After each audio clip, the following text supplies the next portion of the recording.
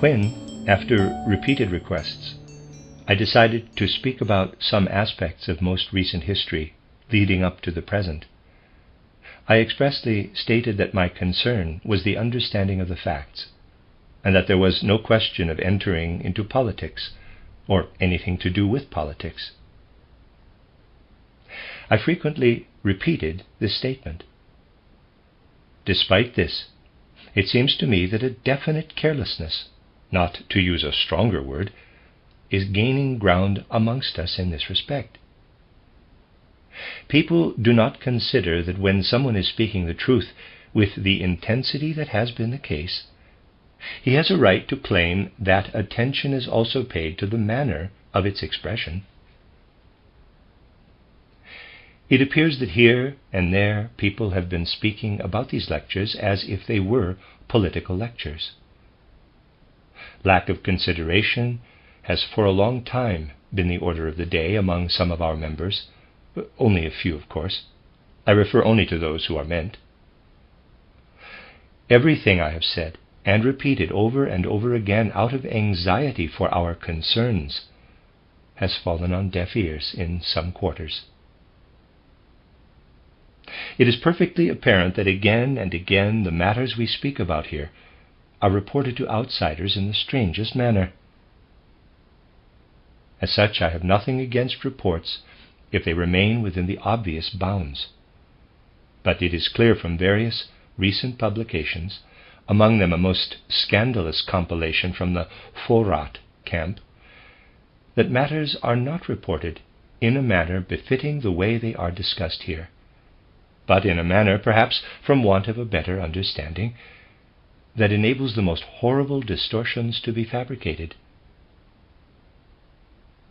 I know very well that the source of this is to be found in our midst, and if again and again I hold my peace and refrain from taking steps against those so-called members who behave in this way, it is out of love for our whole movement and our whole society. It is surely not possible to hold a constant succession of hearings. It would, however, be possible for members who understand what is going on to approach in a suitable manner those of whom it is known that their attitude to the spiritual content given here is not what it ought to be.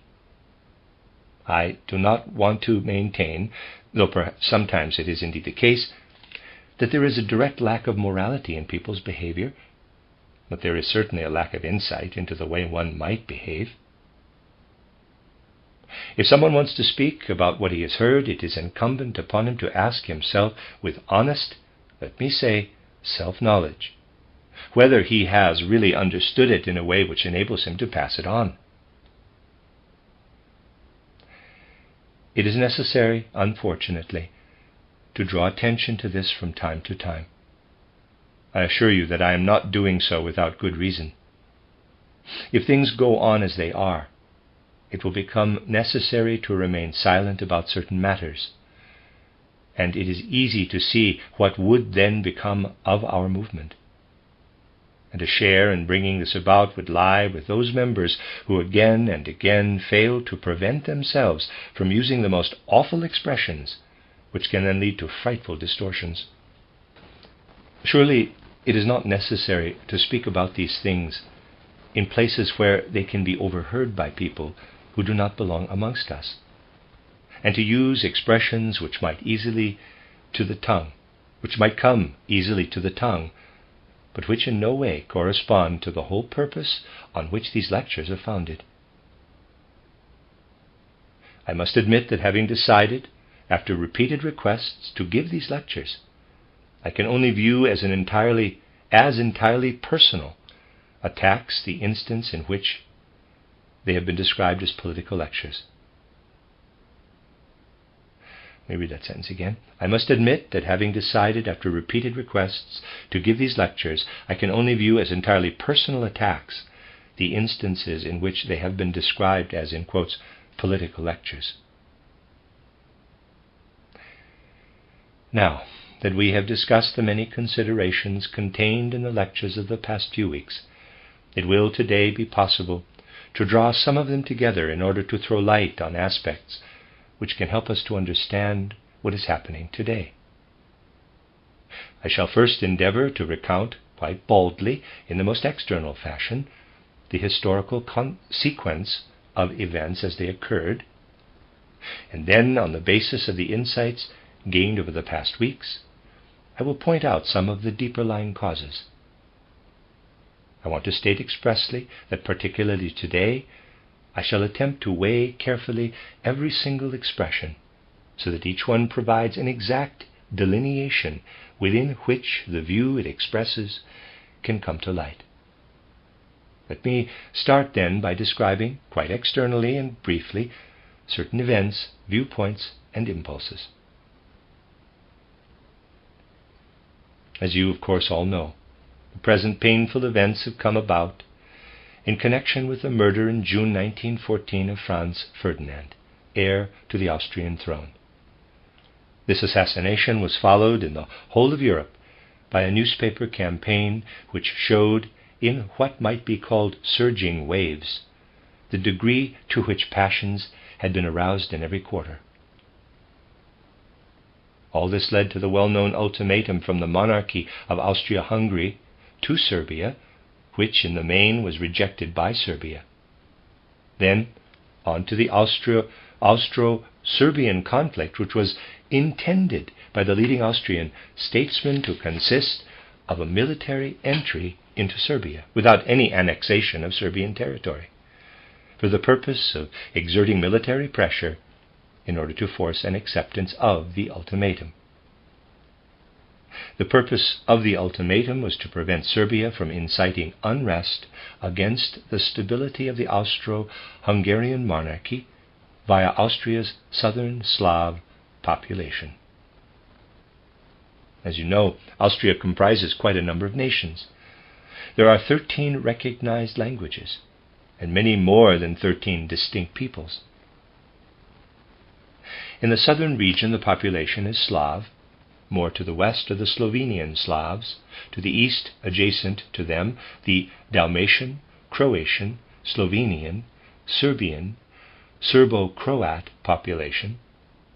Then also the various groups who live in the territories of Bosnia and Herzegovina, which were annexed by Austria in 1908, though occupied by her long before that. Serbia borders on the territories populated by these southern Slavs. Austria believed it could be proved, and evidence of this proof can be found all over the place by anyone who cares to seek it, that Serbia was inciting unrest with the aim of founding a southern Slav kingdom under the sovereignty of Serbia, and entailing the detachment of the southern Slav population of Austria. At all costs, the assassination of Franz Ferdinand had to be linked with these things for the following reason. From 1867 onward, the monarchy of Austria-Hungary was a dual state, comprising, in accordance with a not very concise description, quote, the kingdoms and lands represented in the Reichsrat, close quote, and secondly, quote, the lands of the Holy Crown of St. Stephen, close quote. Among the lands represented in the Reichsrat were Upper and Lower Austria, Salzburg, Styria, Carinthia, Carniola, and Istria, Dalmatia, Moravia, Bohemia, and Silesia, Galicia, Lodomeria, and Bukovina. To the lands of the Holy Crown of St. Stephen belong first and foremost the Magyar regions, to which was annexed what had formerly been Transylvania, which is inhabited by a number of peoples. Further, Croatia and Slavonia, the latter enjoying a kind of limited self-government within the Hungarian state. A dual monarchy, in other words.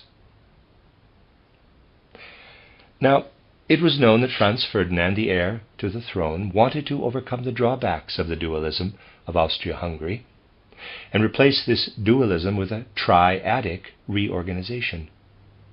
This triadic structure was to come about by making the southern Slav territories belonging to Austria self-governing, in the way the lands and kingdoms represented in the Reichsrat and also the lands of the Holy Crown of St. Stephen were self-governing.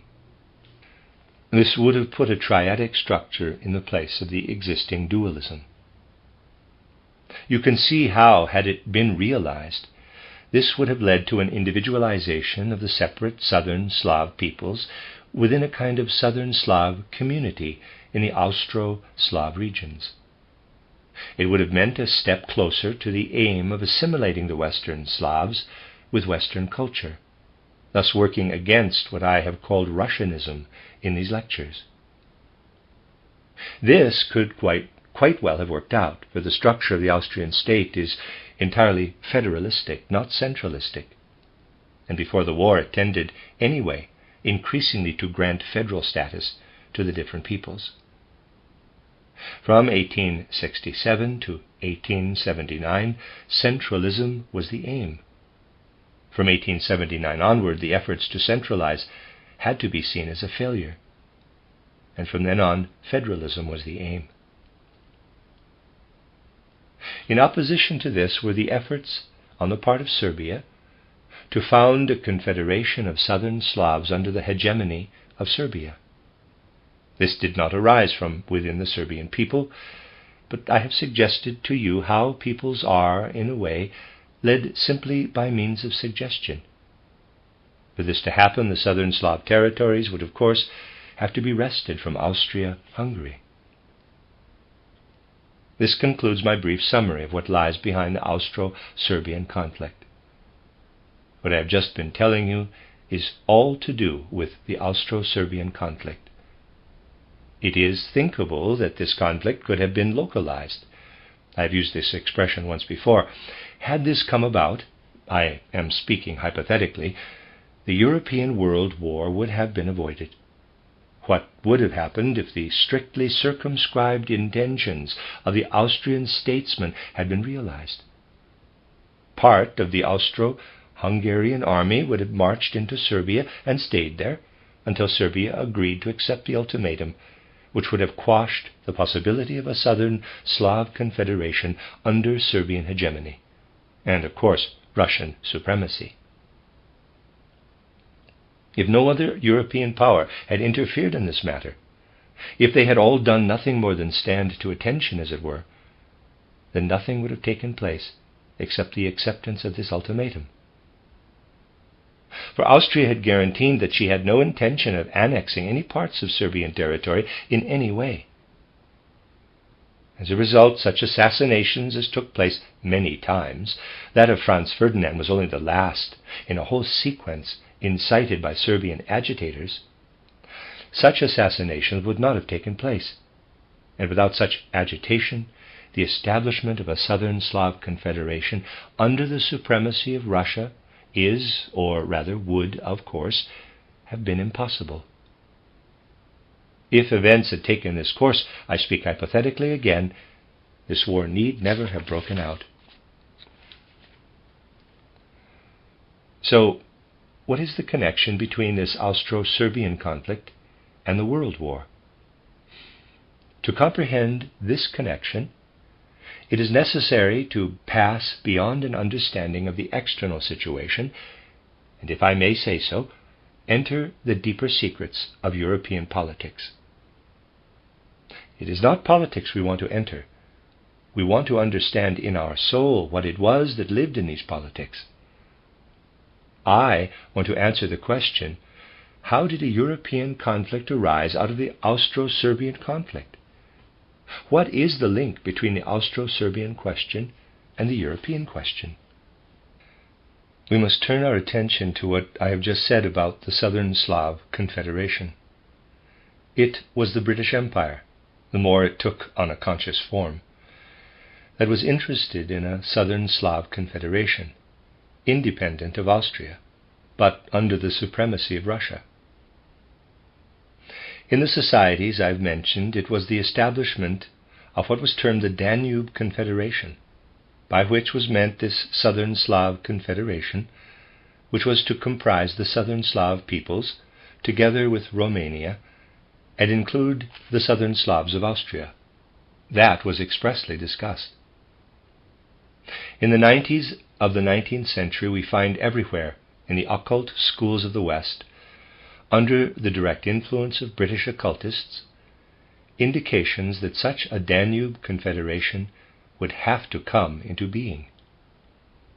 Attempts were also made to manipulate the whole of European politics toward the creation of this Danube Confederation, which would entail the relinquishing of the Austro-Slav territories. Why was the British Empire interested in this Danube Confederation, a project which was anti-Austrian and pro-Russian? The powers which have been in opposition to one another most strongly in recent times, as a consequence of the imperialism which has broken out across the world, those powers which actually coexist with the greatest hostility are the British Empire and the Russian Empire. Such hidden hostilities can indeed manifest outwardly as friendships and alliances. When there is such bitter hostility between countries outwardly coexisting peacefully, a certain consequence results from the fact that our earth has a specific characteristic, namely that it is spherical in shape. If our earth were a flat plane stretching in all directions, such conflicts could not come about. But since our earth is round, not only do we eventually arrive back at our starting point, if we walk long enough in a straight line, but something else also happens. Expanding empires come up against each other at a certain point, and when they collide, they have to follow through with their opposing interests. This occurred between the British and the Russian empires. Among many other situations, it became most obviously apparent when they collided with great force in Persia. The question was, should Russia succeed in moving down against India and there gradually hem in the British Empire, or would the British Empire erect defenses? When your aim is to gain sovereignty, you can pursue it by means of war or by other means, depending on which seems the most favorable. For the British Empire, it seemed for the moment, in the case of states only limited periods of time are reckoned with, more favorable to prevent Russia from proceeding against India by providing a different channel, by diverting her attention in another direction in which she could achieve the satisfaction of her natural ambition. Empires are always ambitious. This was to be brought about by conceding to Russia the sovereignty over the so-called Danube Confederation.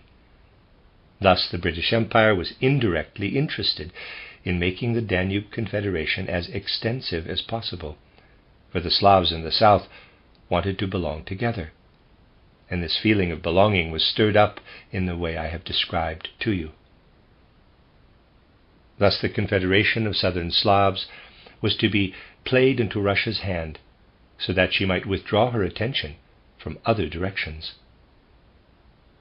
This was why the Confederation of Southern Slavs, to be set up under Russian sovereignty, was in the British interest. It was a long story, prepared well beforehand.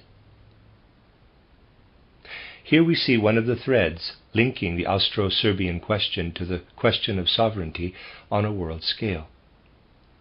This is how the whole relationship between the British and the Russian empires was drawn into the matter.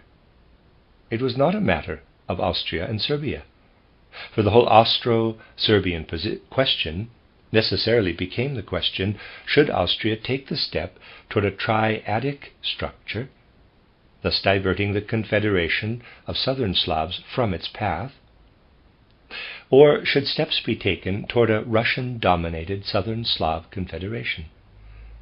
In this way, the Austro-Serbian question became coupled with the European question. When such situations exist, for what I have just described lived in human beings as absolutely real impulses, it is like an electric charge, which will at some point have to be discharged. This then was one of the threads.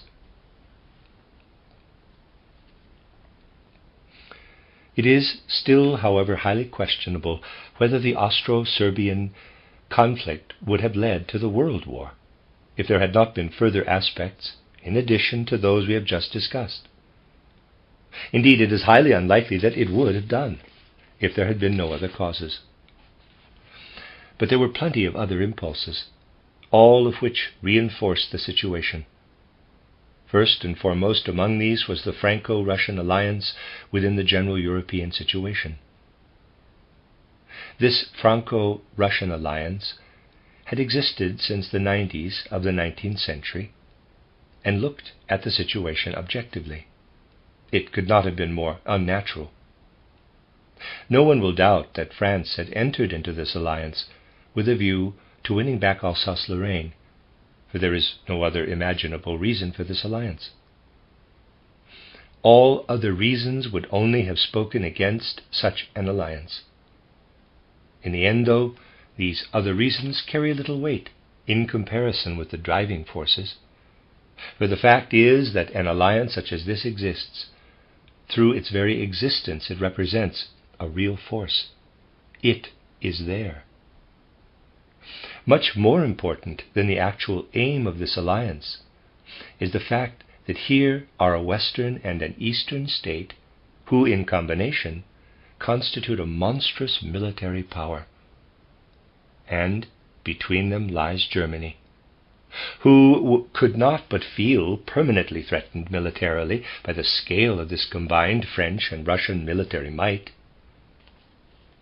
It was this encirclement of Germany to west and east by the Franco-Russian Alliance which became one of the driving forces in European affairs.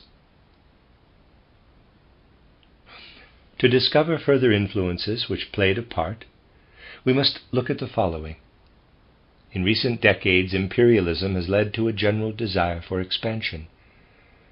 You need only look, for instance, at the monstrous growth of the British Empire, or think of France, whose territorial expansion of the last few decades has been incomparably greater than at any earlier time, when France, as she herself said, marched at the head of European civilization. The events of recent decades have been like a chain reaction. In every case, what came next could not have taken place without what had gone before.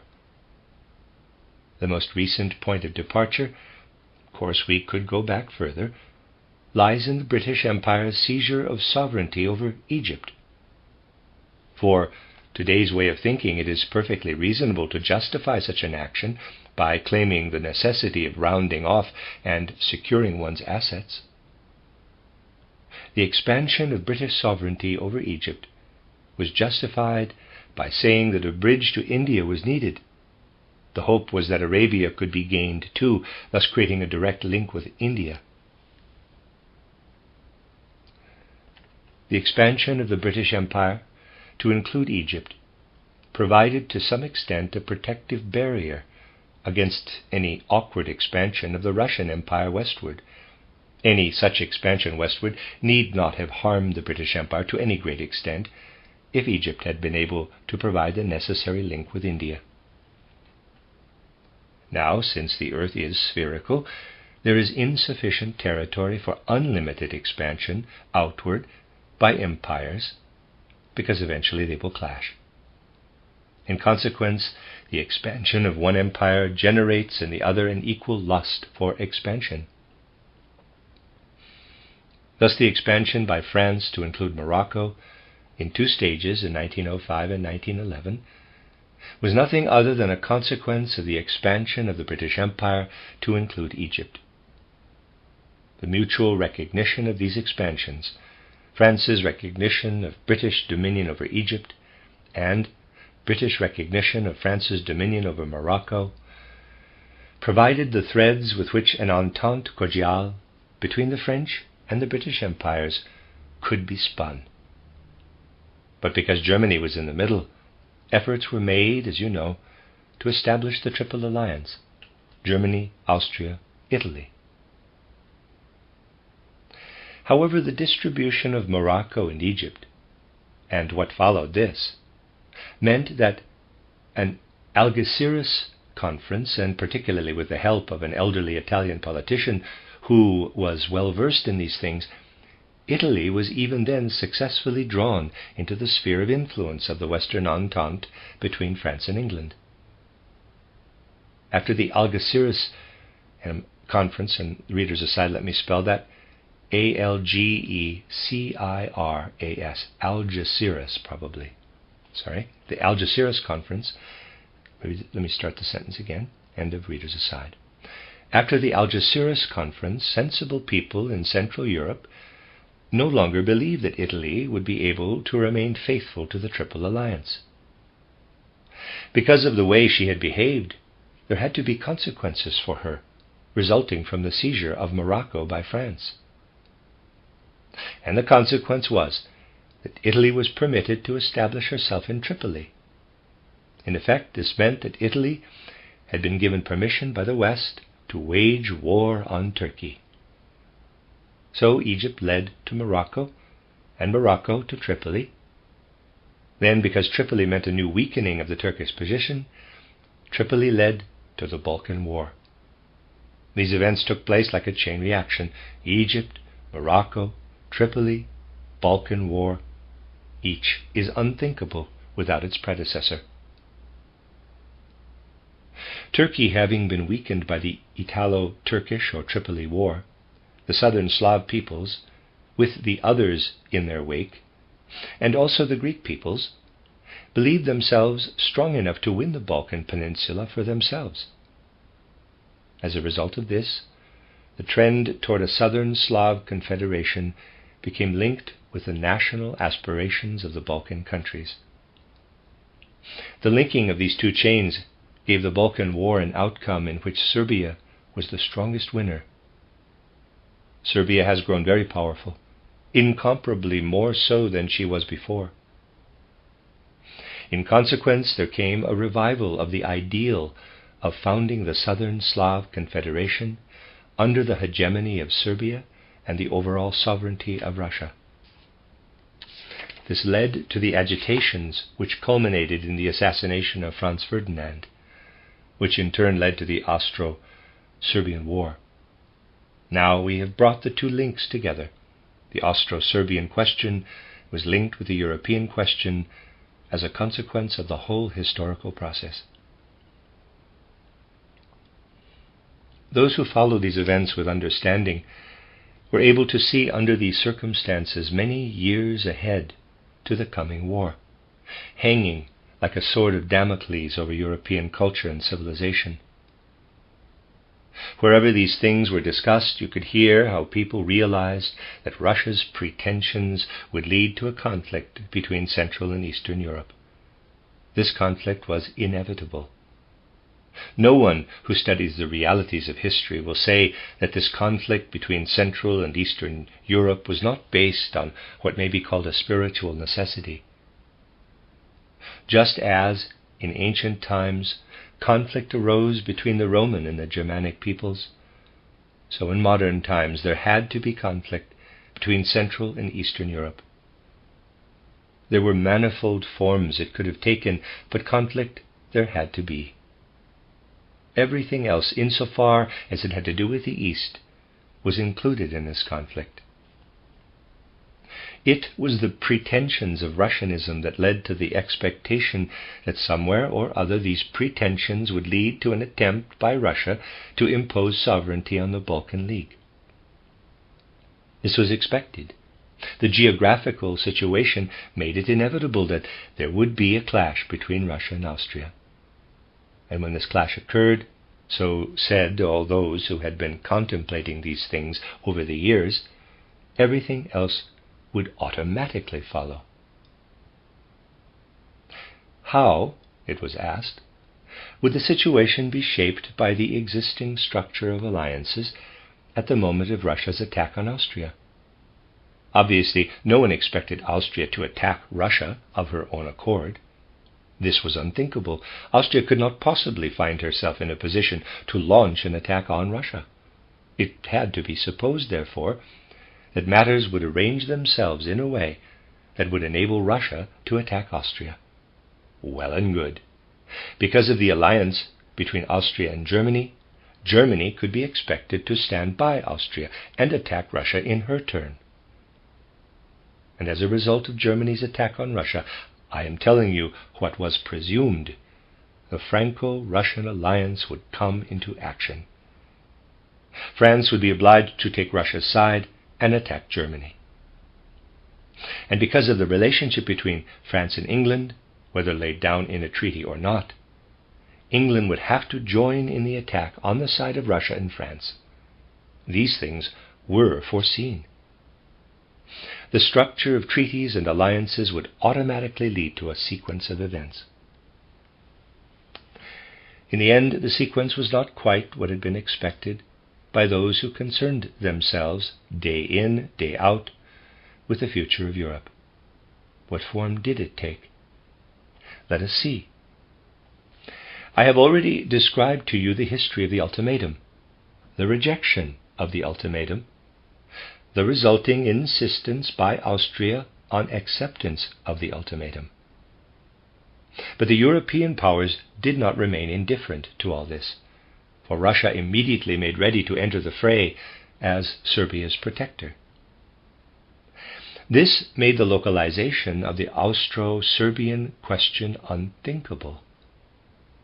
From the British quarter came all sorts of meaningless suggestions of the kind made by those who either want to take a hand in affairs without thinking things through properly, or who want to build up for themselves from the start a worldwide reputation of having endeavored to settle the matter by peaceful means. This is not actually the aim, but it has to be possible later on to say that it was. So the meaningless suggestion was made to call a conference made up of all things of England, Germany, France, and Italy to decide about the questions pending. Just imagine what would have been the outcome of such a conference.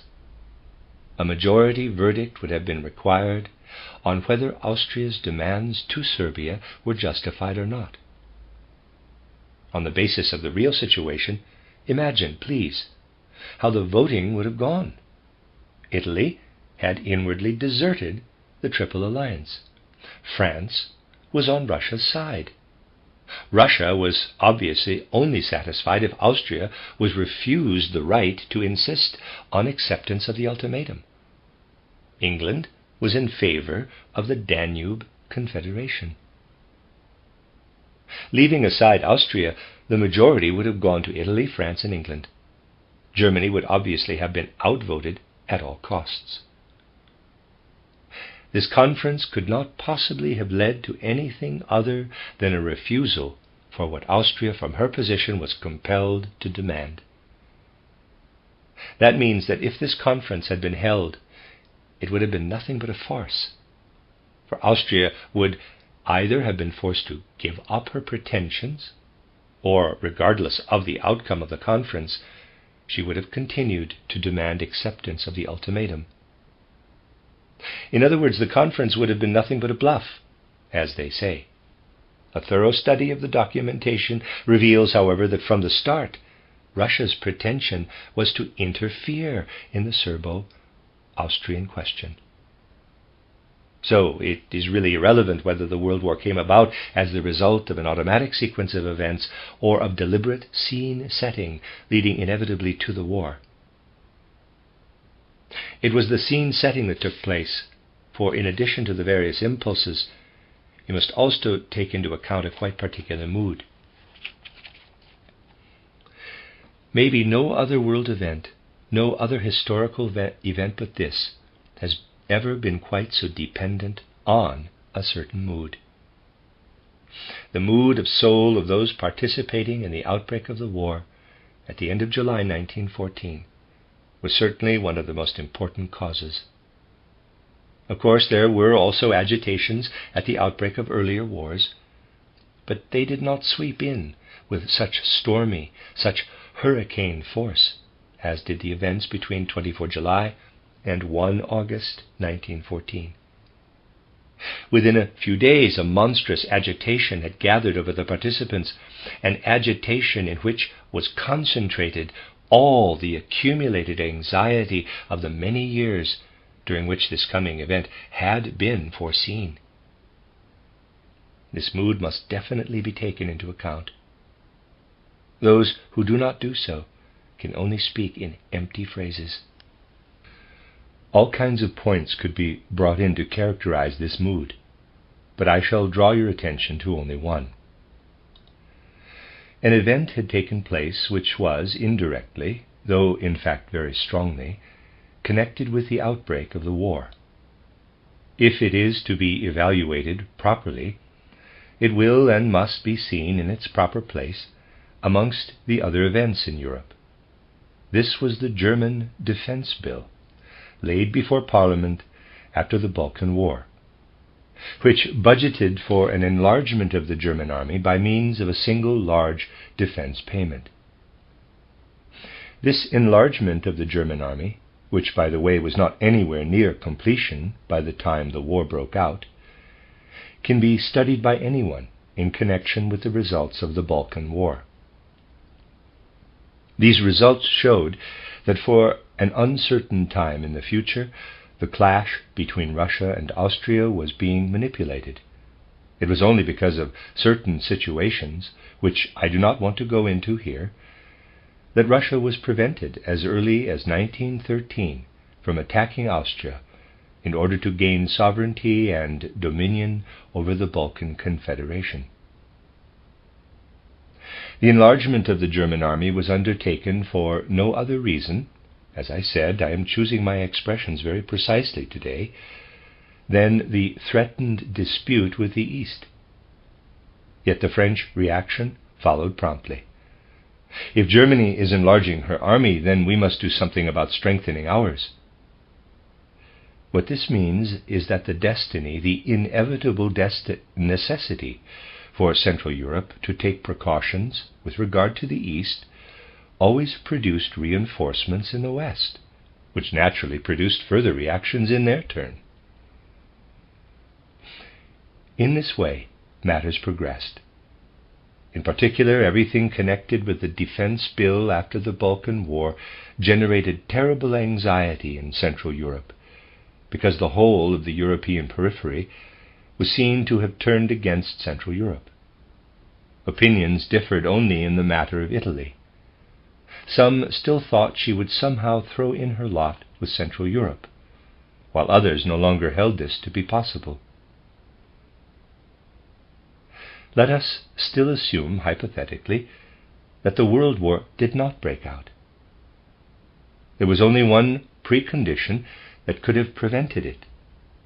Russia would have had to refrain from immediate war threats, in other words, mobilization, which under the prevailing circumstances could only be regarded as a war threat. Central Europe could not for one moment have thought that France would not go along with Russia. So an assault on two fronts had to be reckoned with. The only course of action open to those in positions of responsibility was to paralyze this assault in some way. No one in a responsible position could have thought, let us spend the next fortnight at a conference. Not only could this conference have led absolutely nowhere, as I said, but it would have meant certain defeat. But no one can be expected to accept certain defeat from the outset. So the only possibility was to match the monstrous military superiority of West and East by means of speed. For this, the only possible course of action, as I showed earlier, was to violate international law and march through Belgium. Any other solution could only have led to the involvement of most of the German army in a long war of defense in the West, while leaving the way open to invasion from the East. This was one of those historical moments at which, whether you can express it aptly or not, a state is forced to enter into a breach of the law in self-preservation. There is no other course of action open to those responsible for that state. In Central Europe it was, and I am choosing my words very carefully today in order to make my meaning quite clear, or some of those in responsible positions utterly monstrous to attempt war on two fronts at once. So the attempt was made to restrict the matter to a single front. Carefully intentioned attempts were made to keep France neutral, and it was believed that France could be induced to remain neutral. No one in Central Europe had any intention of harming France. With a feeling of total responsibility, it is possible to say that absolutely no one in Central Europe, no one in Germany, had any intention of harming France. What was done only with a view to tying matters up as quickly as possible in the West, in order to prevent the threatened invasion from the East. It therefore never ceases to be astonishing that so much talk persists in the world about all the atrocities Germany has committed toward the West. None of the atrocities could have occurred if only France had declared her neutrality. France was perfectly capable of protecting herself and Belgium against any attack. That France was forced to keep her agreement with Russia is her own affair, and should not be trotted out in the same breath as the atrocities committed by Germany, for the allegiance of one state to another is no business of her enemies. Since it proved impossible to keep France neutral by direct means, the attempt was then made via England, here too without success. I have touched a number of times on how England could have saved Belgium, and equally well France. These things must be viewed absolutely objectively. Please accept as totally objective the statement that once the war between Austria and Serbia could no longer be localized, because Russia would not allow this, every effort was made at least to prevent it from spreading to the West. Truly, no one in Central Europe was seized with the madness of wanting to make war on two fronts, let alone subsequently on three. That all the other universal untruths followed on from this is really not surprising now, when every day astonishes us with new lies, spoken, written, and printed. Before coming here today, I found someone had put on my desk a pamphlet by one of the participants engaged in the neutrality debate with George Brandes. Here on the English side you have William Archer, in whose pamphlet you find juxtaposed the black infamy of Germany with the pure innocence of the Allies. 10 points illustrate the black infamy and the angelic utter innocence of the Allies. We need consider only one of these, the second. The second point states that in Germany there exists a notable faction which is openly agitating for further territorial expansion, either in or outside Europe. In contrast, it is said of the Allies, in English, mark you, the Allies have no desire for any territorial expansion, least of all at Germany's expense. Even France's feelings for Alsace-Lorraine are exclusively peaceful. My dear friends, much can be both printed and spoken these days. The other 9 points are in similar vein. Just think of the expansion undertaken by England and France over recent decades, and then read that these countries have no desire for territorial expansion. It is quite possible nowadays to say and print the exact opposite of the truth, just as it is possible for countless people to believe it. People do indeed believe these things.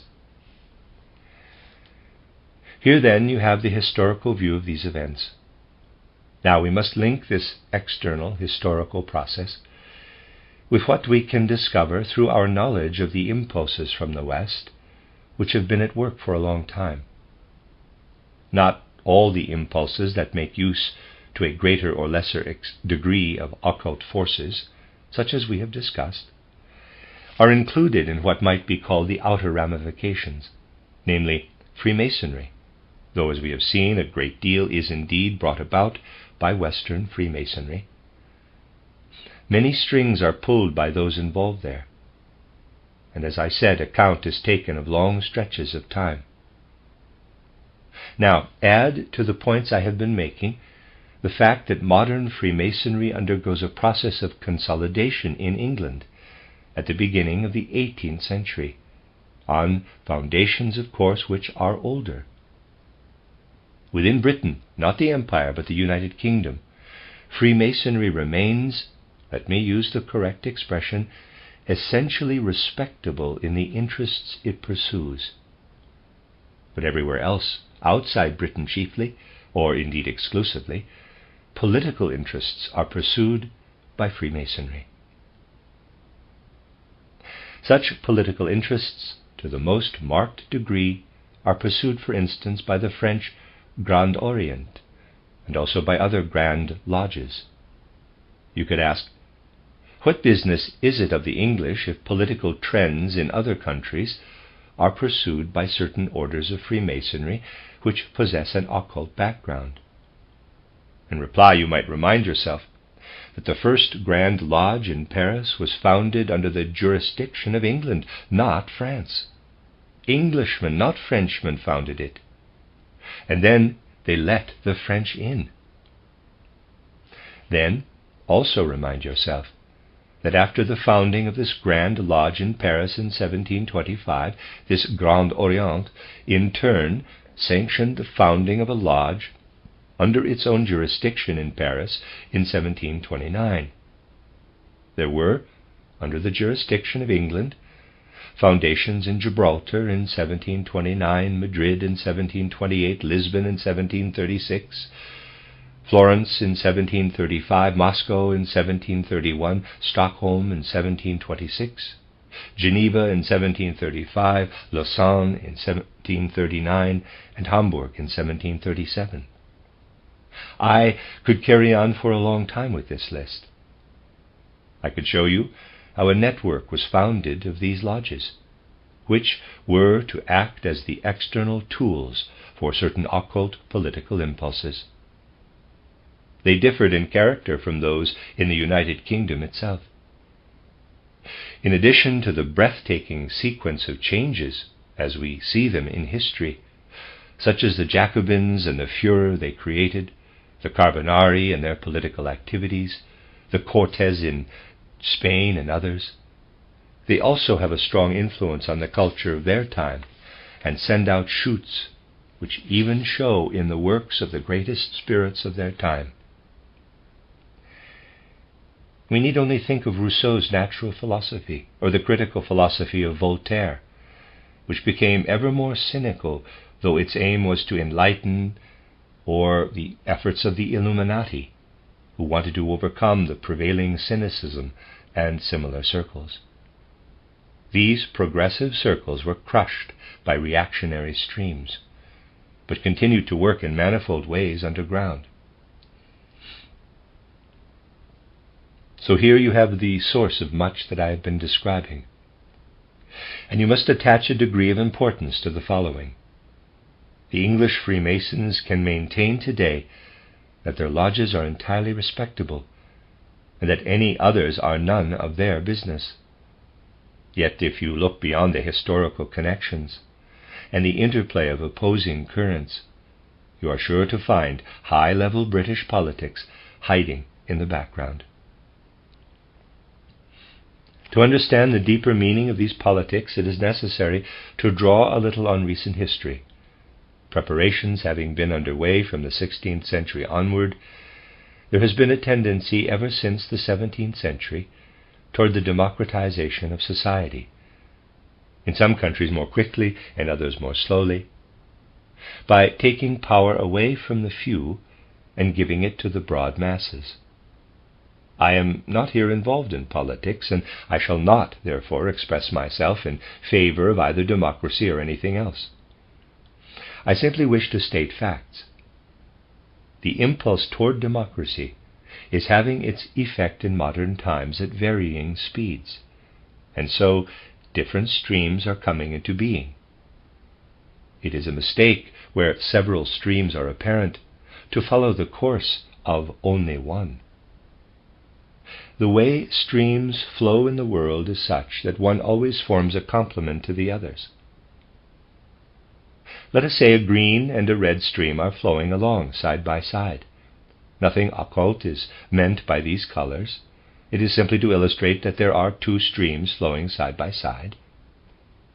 Usually, people are, let me say, hypnotized into looking at only one of the streams, while they fail to see the other flowing beside it during the same period in history. As you know, if you push a hen's beak into the ground and then draw a line leading away, the hen will always walk along this line. In the same way, people today, especially university historians, see only the one side, and can therefore never really understand the historical process. Parallel with the democratic stream, there came into being the use of occult motives in the various secret societies. In isolated cases, also Masonic orders. In their purposes and aims, these are not, of course, spiritual, but they're developed, let us call it a spiritual aristocracy, parallel to that democratic stream which was at work in the French Revolution. The aristocracy of the lodges developed. To see clearly as a human being today, to be open to the world and to understand the world, it is necessary not to be dazzled by democratic logic, which has a place only in its own sphere, by empty phrases about democratic progress and so on. It is necessary also to point to that other stream, which asserted itself with the intent of gaining power for the few by means that lie hidden within the womb of the lodge, the ritual and its suggestive influence. It is necessary to point to this also. This has been forgotten during the age of materialism, but before the 50s of the last century people did point these things out. Study the philosophical historians prior to 1850, and you will see that they pointed to the connection between the lodges and the French Revolution with all that followed it. During the period that can be seen as preparatory for today, Western historical development, the Western world, never emancipated itself from the lodges. The influence of the lodges was always strongly at work. The lodges knew how to find channels through which to impress certain directions on people's thoughts. Once a web like this has been spun, of which I have shown you merely a few strands, the button need only be pressed for things to be set in motion. Emancipation from all these situations, and the impartial embracing of humanity as such, only really came about under the influence of such great spirituality as developed in German philosophy, beginning with Lessing, and developing through Herder and Goethe. Here you have a spiritual stream which took account of all that lives in the lodges, but in such a way that the mystery was brought out of the obscurity of the lodges and transformed into a purely human matter. You need only glance at Goethe's fairy tale titled The Green Snake and the Beautiful Lily, at title Wilhelm Meister, and other of Goethe's writings. This was material with which the step to emancipation could be taken, and which still, today, makes emancipation possible. So, you may view that whole part of German cultural history, portrayed in my book titled Vom Menschenrätsel, as a forgotten reverberation, which is entirely independent of all the intrigues of the lodges. In Western culture over the last few centuries, preceding our own day, you will easily find many ways of demonstrating how the character of ideas in the exoteric world stemmed from the esoteric thinking of the lodges. Obviously, this does not apply to the time before Queen Elizabeth and Shakespeare, but it is certainly true of what came later. But the spiritual culture linked with Lessing, Herder, and Goethe has no such connections. You might ask, what about German Freemasonry? In Austria it is proscribed, so there is none there, or Magyar Freemasonry. Well, the others did not allow them to join in. They were quite an innocuous crowd. Though they might appear as quick as thieves with regard to their secrets, this is nothing but show. The real mighty impulses emanating from the quarters I have described to you are truly not found in German Freemasonry, which I have no wish to offend. So you can easily understand how it was possible for some rather strange occurrences to take place. Suppose, for instance, someone were to make known in Germany the things I have told you about societies, their secret connections and their external branches, the lodges of Freemasonry. It could be rather useful to make these things known there, but what would be the consequence?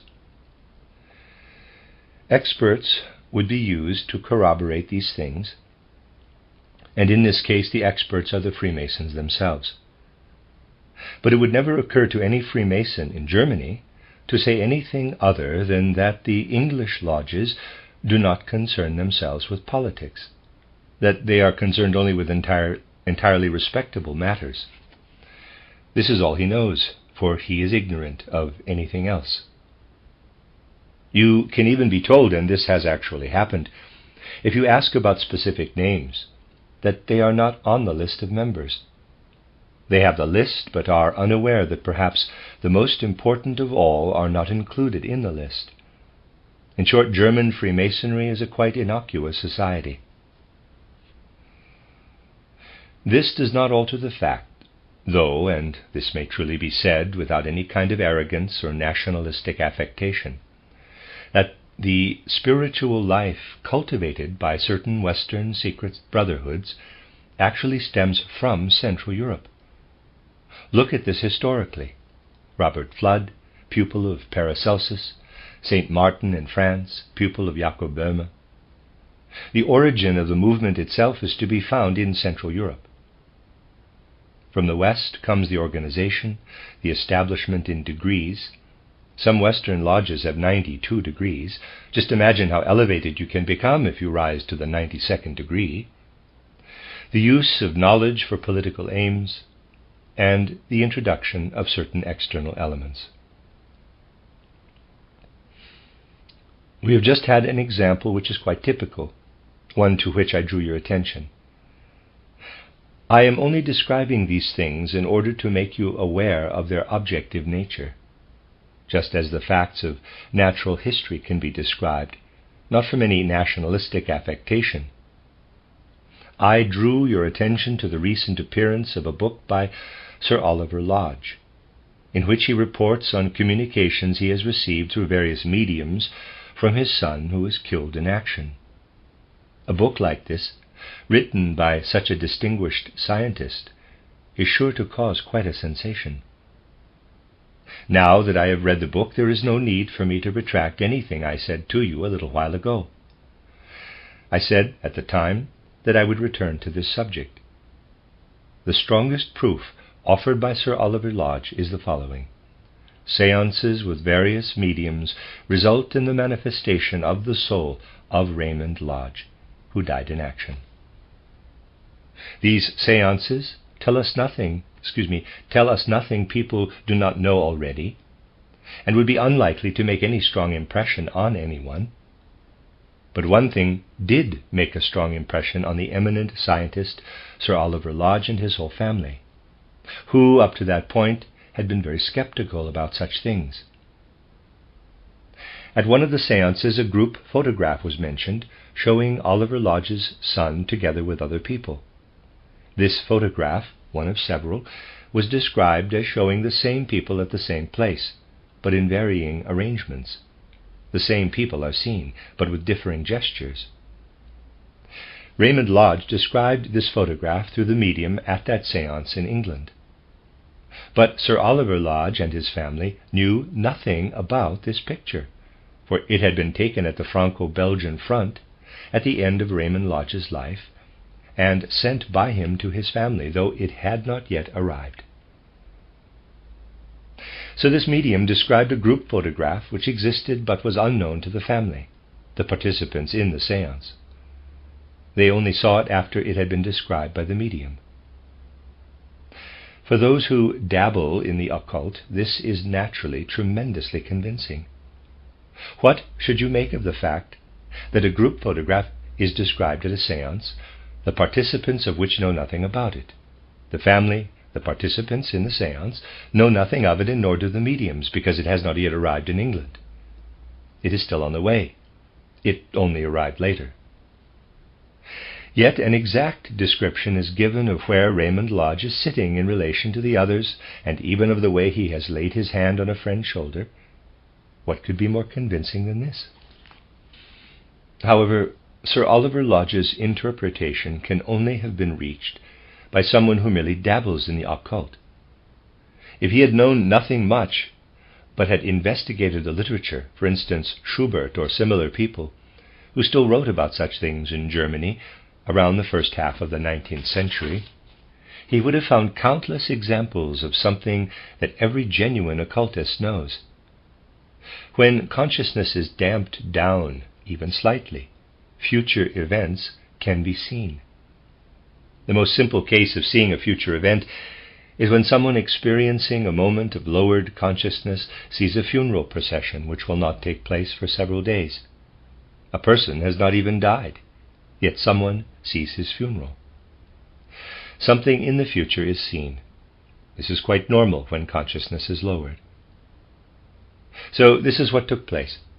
A photograph has been taken in Flanders and is on its way to England. The time will come when the family will focus their eyes and their understanding on it, when they will bear it in their thoughts. The medium foresees it as an image of the future. Whether you foresee a funeral procession, or whether you foresee how a family receives such and such a photograph of their son in a few days' time, it is the same phenomenon, that of seeing a future event in advance. This is just a phenomenon. If he had known something about real occult facts, he would not have interpreted the event as he did. Such an interpretation arises because occult values, occult laws are seen from a materialistic standpoint. It comes about because people avoid undertaking that form of development which would enable them to comprehend the spiritual world in an inward process. Instead, they want to see the spiritual realm by laboratory means, purely materialistically. The spirit is made materialistic, whether by Sir Oliver Lodge or anybody else. But this is only one example of what happens to everything that is spiritual.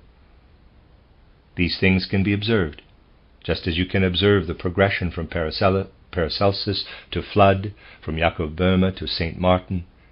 Everywhere, the spirit is made more materialistic. As the Anthroposophical Society, we only succeeded in saving ourselves from becoming materialistic by emancipating ourselves from the Theosophical Society. For impulses emanating from the kind of society I have described penetrate deeply into the social fabric. Naturally, here again I must beg you not to misunderstand me. I am not saying that this is a natural characteristic of the Western nations. But it exists, and has succeeded in influencing the course of history, and is not even without influence on the untruthfulness which is now playing such a devastating part.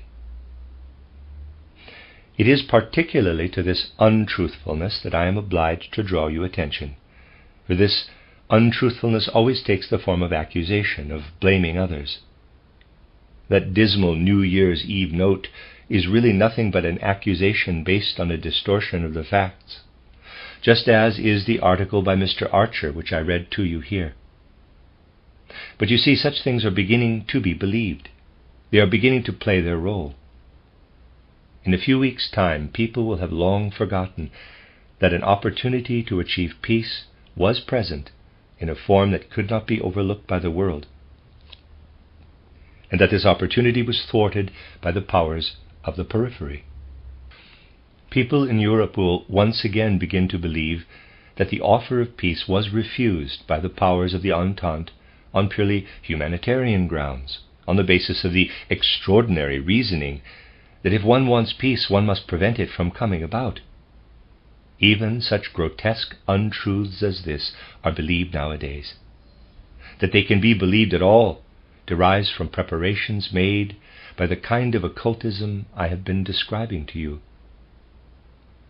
It is indeed a sign of an errant corruption of the soul when it becomes possible to write down, side by side, the two sentences I mentioned about the black and the white raven. And this corruption of the soul comes about as a consequence of an atmosphere tampered with by organizations such as I have described. In this connection, too, I can say this quite objectively, there has been a tendency for Central Europe to emancipate itself. In all the Central European spiritual life thrown open by Lessing, Herder, Goethe, such as we have spoken about during the course of our anthroposophical life, you have seen clearly enough how the direction was toward a gradual evolution into the spiritual world. What it is not inclined to do is enter into any kind of permanent compromise with what lives in the Western streams, such as those I have described to you. This is impossible. That is why things appear in a different way. Let us look back for a moment to Fichte, so disparaged in the West today. Let us turn to his title, Reden an die deutsche Nation. What is Fichte aiming at? That the German nation should educate itself. What he says entitled Reden in die deutsche Nation is not aimed at other nations. He is endeavoring to inspire Germans to improve themselves. But others seem to have what we might call a real genius for misunderstanding whatever comes into being in Germany.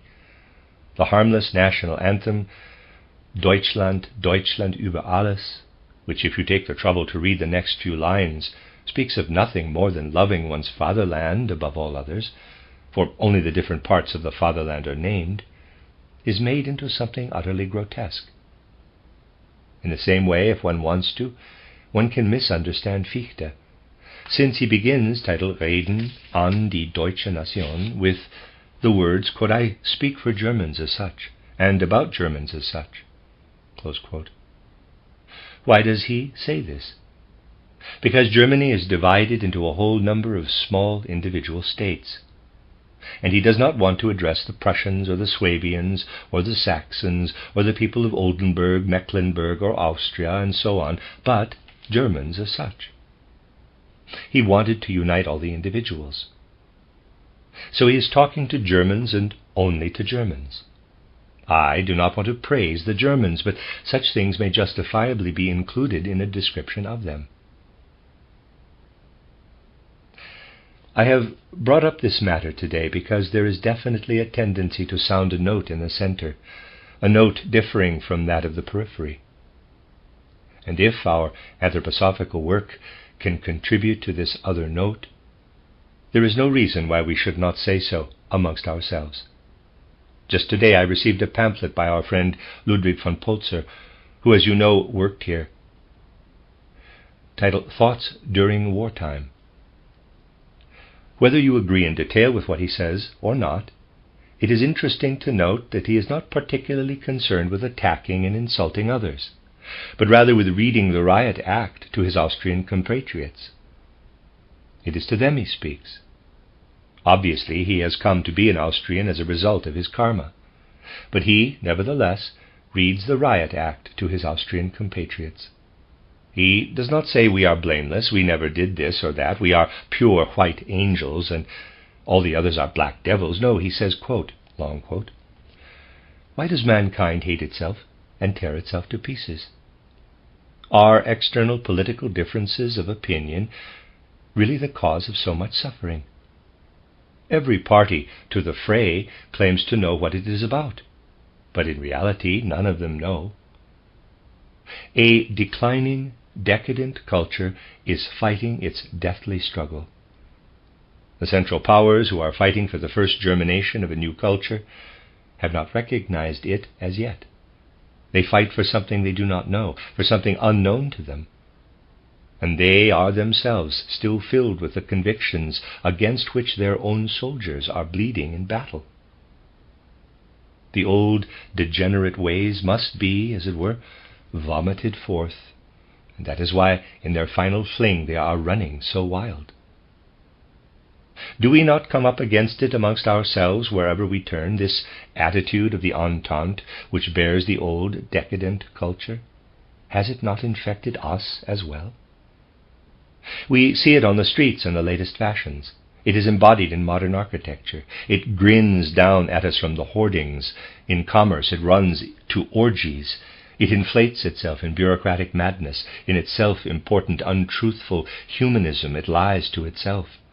Our press seeks to outbid its colleagues of the Entente in devotion to the truth, and so on. The Entente is here among us, fuming and raging, claiming to work for our honest soldiers and compatriots, almost all of whom have meanwhile died a sacrificial death.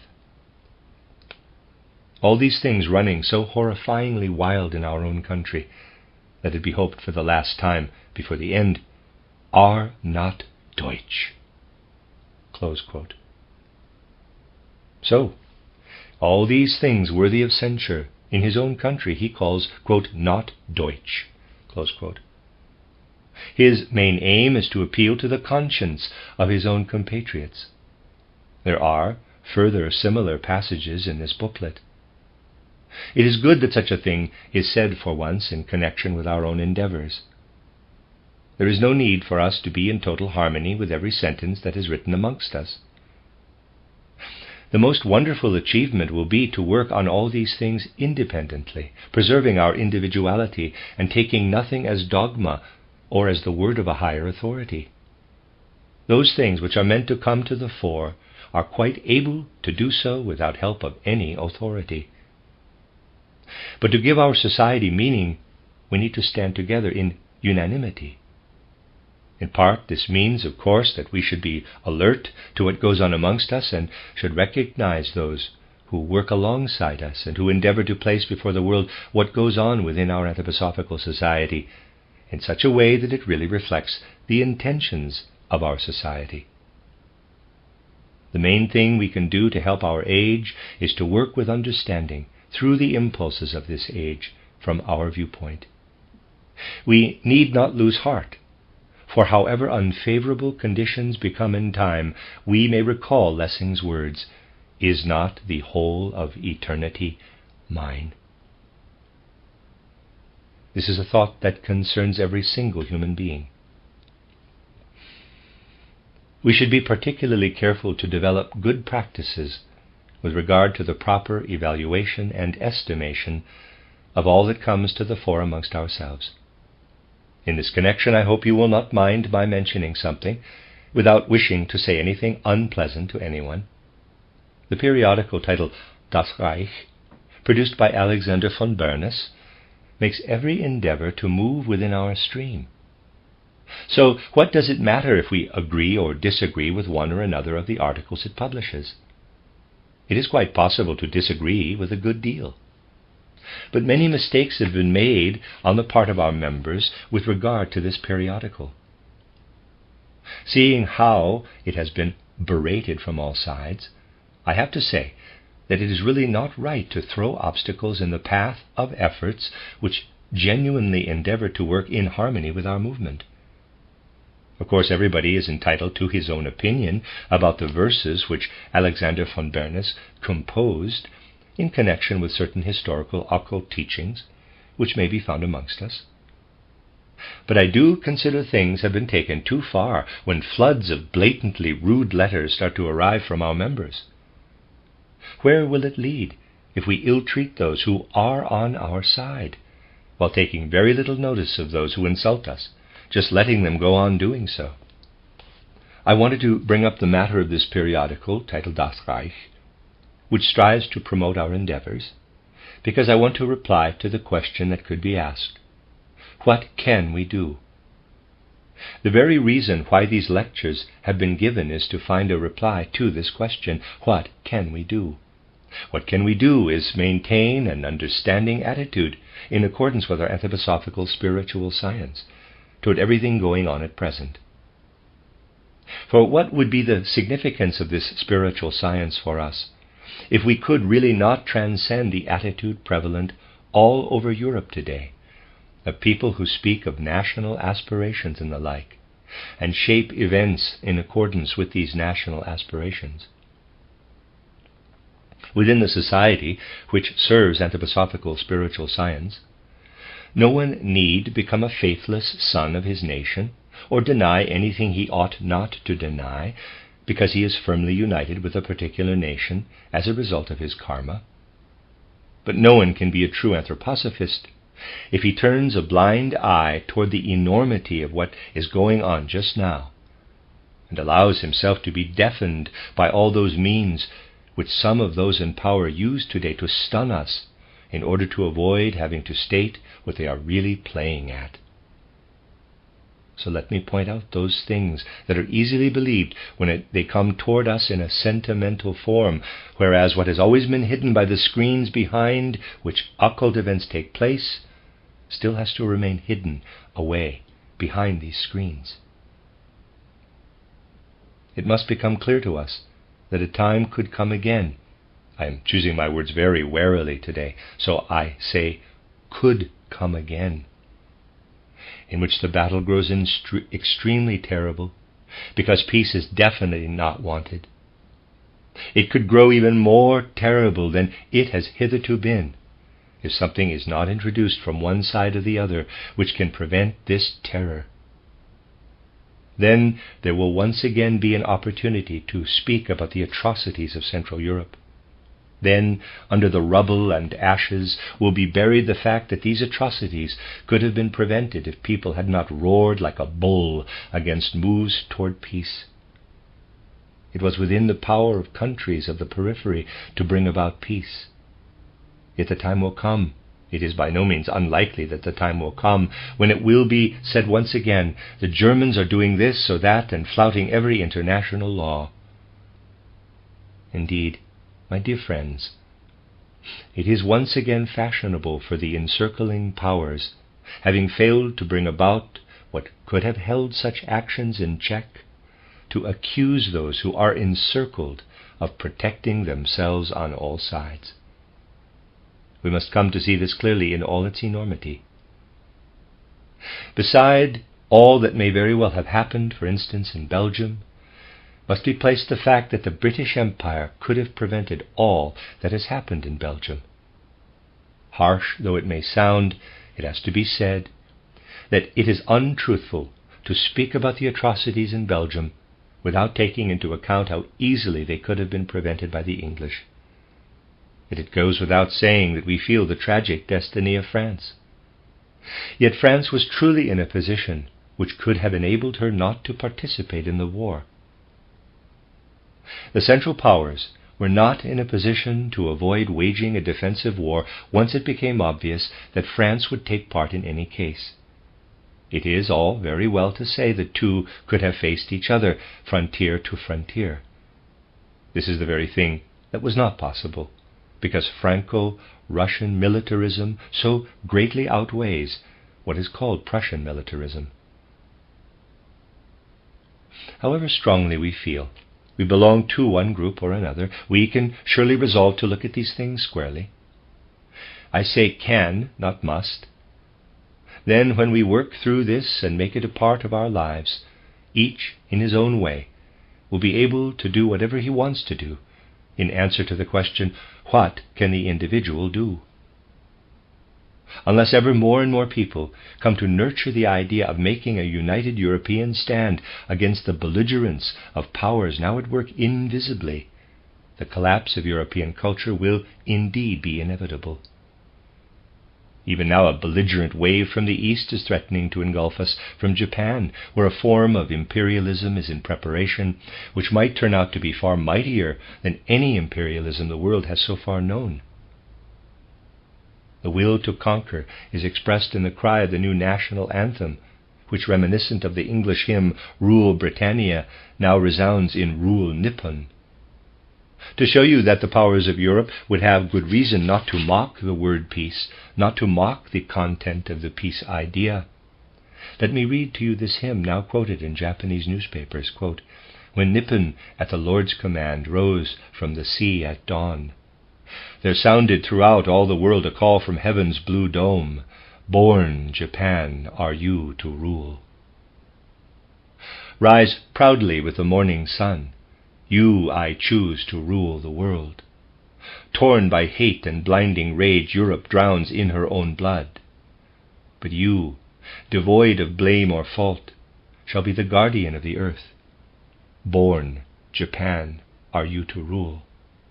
Rise proudly with the morning sun, you I choose to rule my world." Close quote. This is what is now booming across the world from the East. This is the Orient's answer to Europe bathed in blood. Yet despite this, there are people in Europe who want to scorn the call for peace. This is a fact to which we cannot give too much thought.